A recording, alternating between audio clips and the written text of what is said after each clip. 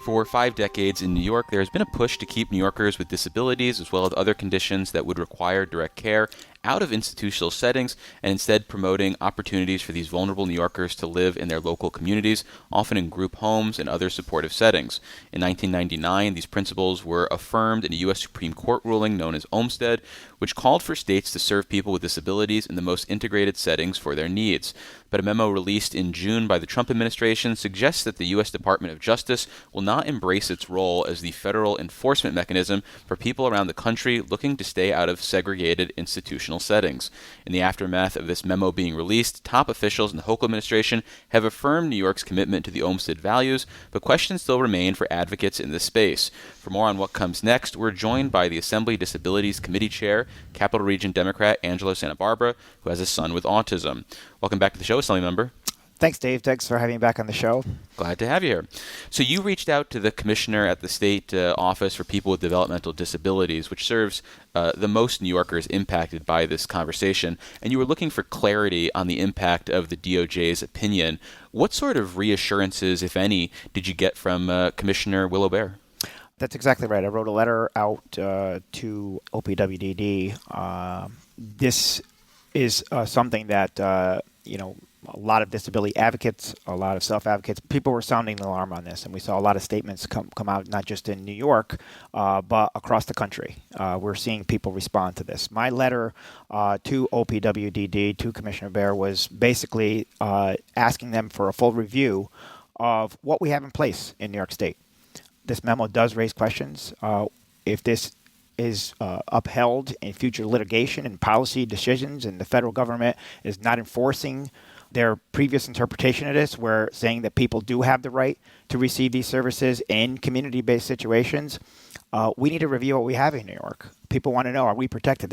People are really scared. If you look what's happening, the response to this, the discussions, a lot of the forums, a lot of the groups that I belong to, parents are genuinely scared. This has been a big fear in the disability community for a long time. Well, we've seen public comments from Commissioner Bear, from the Office of Mental Health Commissioner, as well as New York's Chief Disability Officer, that New York still stands by these principles. Is that the message that you got in your private communications with the Commissioner? Yes, to answer your question, I did send a letter out, and I sent that letter through the mail, but I also emailed it, and I will say almost immediately they did respond, and basically saying, we're on this, we're going to get you what you need, we want to do exactly what you're describing here. We want to look at what we have in place. Is everything the legislation and funding and we're going to look at everything. Are there gaps? Do we need to take action? Do we need to fill any things that we feel are not strong enough? Should federal law change? Are we protected here in New York and the people that we serve? That's what we're trying to find out. So that's a first step. We're not necessarily looking to make any legislative changes just yet. First step is let's take a look. Let's see what we have. If there are things we have to do, I think we have to be prepared to do that. We need to start having that discussion. We don't want to get in a crisis situation. And just be proactive. Find out what we have in place. Are there things to do? If they are, let's figure out how to do them.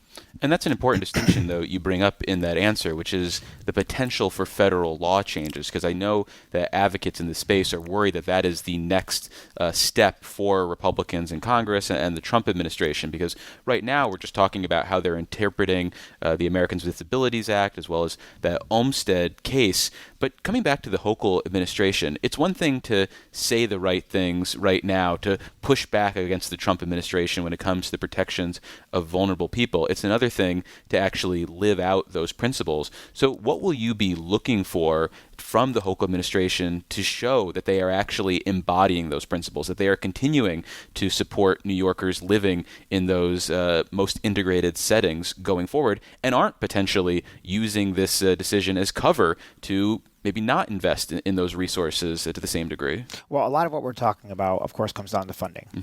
Is there a funding commitment to make sure that these services are in place, to make sure that we're doing everything possible to give people every opportunity? It's everything we've been fighting for in the disability space, making sure that people have more opportunities, making sure people have more independence. And the way that you do that is providing community-based settings. Years ago, it was not like this, and we saw there was much different outcomes compared to today. Today we're seeing more people with disabilities and employment opportunities. Sure. Find employment. We see people that are able to thrive in educational settings. We see more programs available, community-based programs in our community. The Wildwood programs, I just talked to you before the show, just opened up a new day hab right in my hometown of Rotterdam.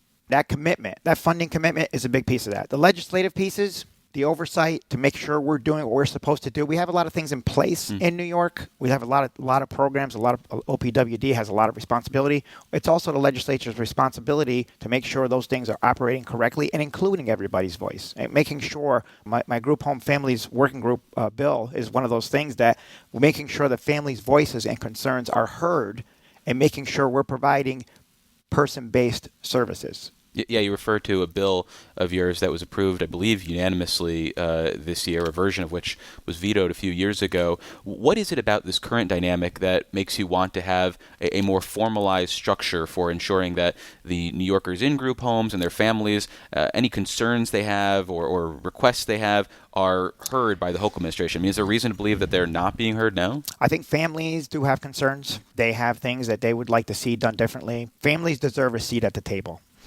And it's an issue for everybody to take on. We shouldn't be doing this alone. Disability community is a community that people can become a part of at any time. You could be disabled at any time. Something could happen where you'll want these protections in place.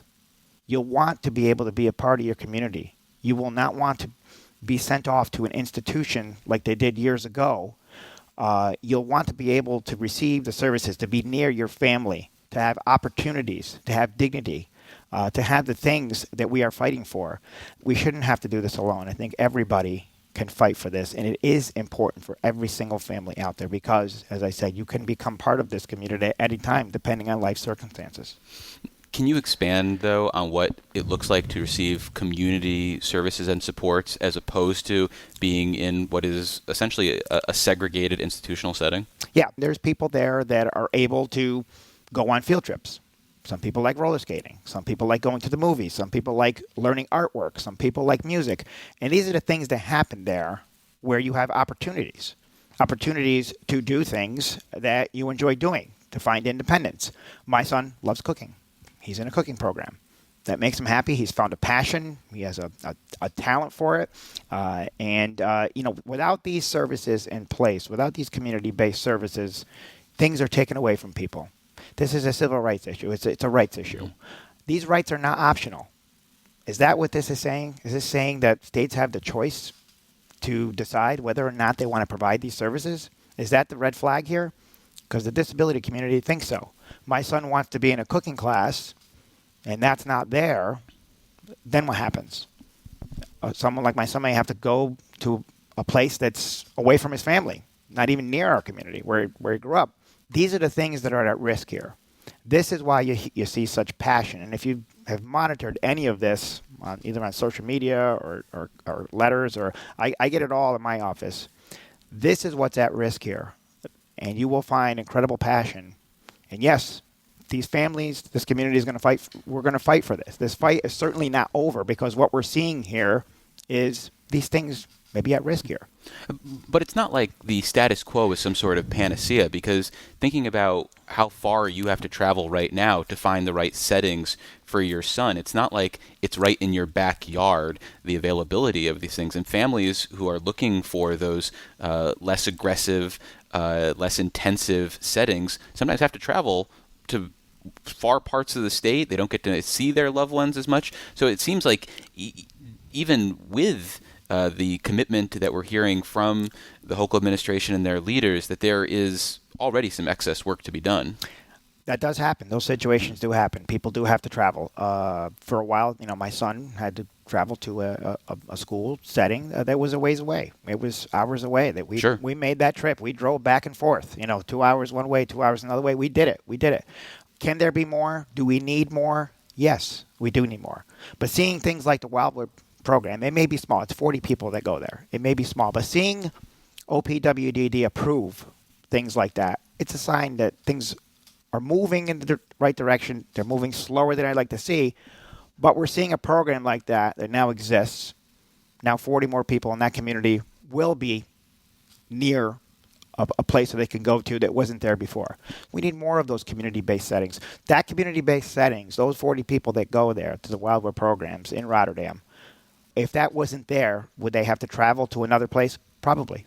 Would it be further away? Probably. Would some of them not be able to go because of that? That's a possibility too. But that's what we're talking about here.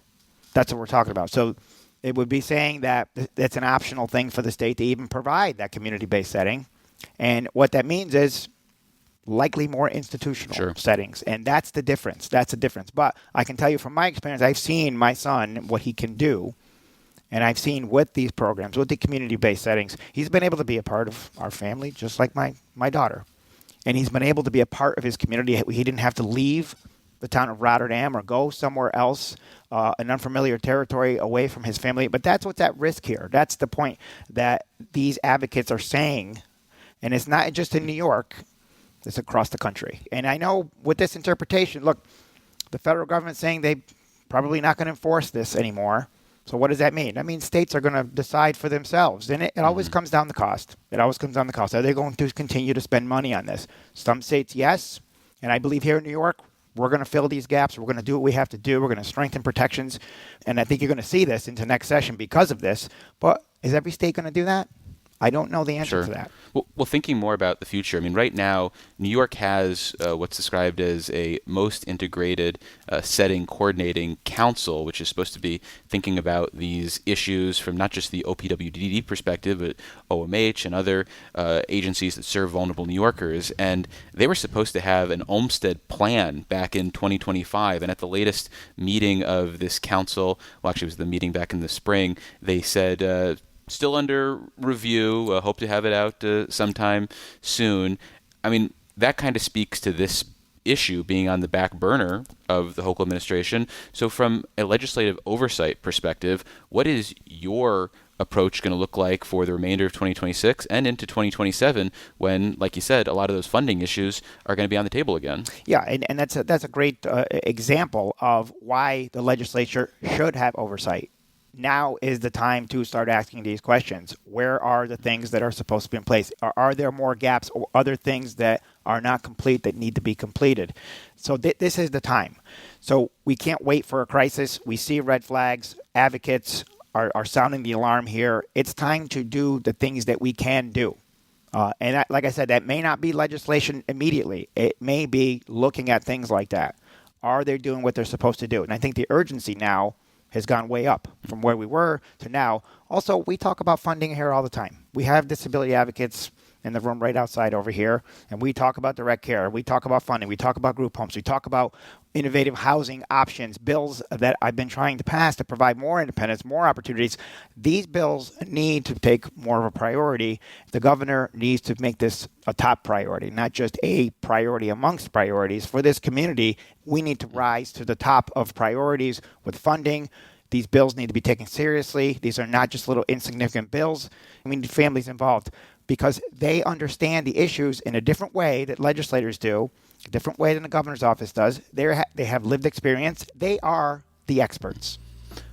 Well, unfortunately, that's all the time we have for this conversation. We've been speaking with Assembly Disabilities Committee Chair Angelo Santabarbara. He's a Capital Region Democrat. Assembly member, thanks for making the time. Thanks, Dave. Great to see you again. Thanks for listening to today's edition of the Capitol Press Room. For an insider take on what's happening in state government, check out our Dispatches from Planet Albany show, available wherever you get podcasts or at capitolpressroom.org. Join us again for Capitol Press Room, a production of WCNY Connected, Syracuse.